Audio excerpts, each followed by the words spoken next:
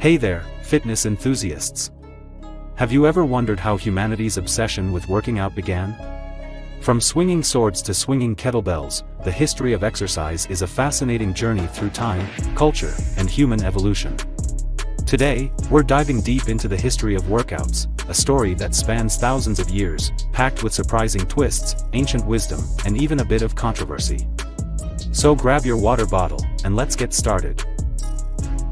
Our story begins in prehistoric times.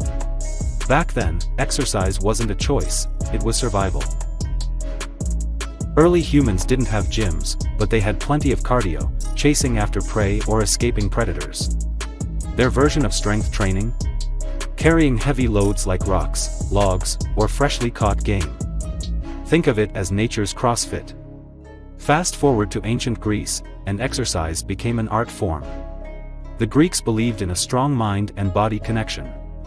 Their gymnasiums weren't just places to work out, they were cultural hubs where people debated philosophy, practiced sports, and sculpted their physiques. Ever heard of the Olympics? That's right, the Games started in 776 BCE as a celebration of physical prowess and unity. Interestingly, Greek athletes often trained in the nude. The word gymnasium actually comes from the Greek word gymnos, meaning naked. This wasn't just about practicality, it symbolized the celebration of the human body. Meanwhile, in Rome, fitness took on a military edge. Roman soldiers trained rigorously with heavy shields, swords, and armor. They ran, marched, and practiced combat techniques. The idea was simple: a fit soldier was a better soldier. And let's not forget the gladiators. Their brutal training regimens were designed for survival in the arena. Roman baths also played a role in fitness culture. After intense training sessions, soldiers and citizens alike would relax and rejuvenate in these elaborate bathhouses. It was a mix of hygiene, recovery, and socializing. But then came the Middle Ages, and exercise fell out of fashion for the general population. Life was tough, and most physical activity came from manual labor. For the upper class, jousting and hunting were the go-to forms of fitness. Monasteries, however, preserved some knowledge of physical training. Monks practiced exercises for discipline and strength, often to prepare for long hours of prayer and labor. The Renaissance brought a revival of interest in the human body. Scholars like Leonardo da Vinci studied anatomy, and fitness manuals began to emerge. People started to realize that staying active wasn't just for warriors or laborers, it was essential for health. One of the earliest fitness books, De Arte Gymnastica, by Girolamo Mercurial, was published in 1569. It emphasized the importance of exercise for preventing disease and improving overall well-being. The Industrial Revolution changed everything. As machines took over manual labor, people became more sedentary. This shift led to the rise of organized sports and fitness movements. Gymnastics became popular, and figures like Friedrich Ludwig John, the father of modern gymnastics, promoted physical education. This era also saw the rise of calisthenics, which emphasized bodyweight exercises. Schools began incorporating physical education into their curriculums, recognizing its importance for young minds and bodies.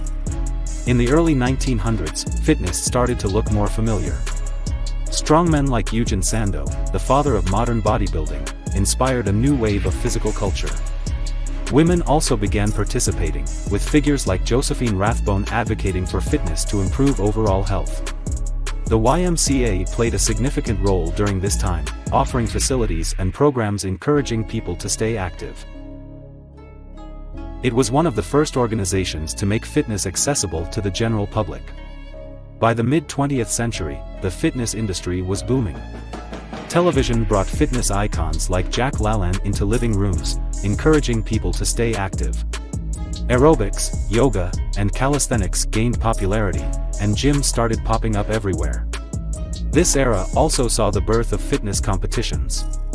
The first Mr. Olympia contest was held in 1965, solidifying bodybuilding as a global phenomenon. Today, the fitness world is more diverse than ever. From high-tech gyms with AI trainers to outdoor boot camps and online classes, there's something for everyone. The rise of social media has also transformed fitness into a global community, where people share tips, progress, and inspiration. Wearable technology, like fitness trackers and smartwatches, has revolutionized how we approach exercise. Now, you can monitor your heart rate, steps, and even sleep patterns with just a glance at your wrist. So there you have it, the history of workouts, a journey shaped by necessity, culture, and innovation. Whether you're lifting weights, running marathons, or practicing yoga, you're part of a long tradition of humans striving for strength, health, and balance. Thanks for joining me on this trip through time. Don't forget to like, subscribe, and hit the bell icon for more fascinating stories from history. Stay strong, and I'll see you in the next video.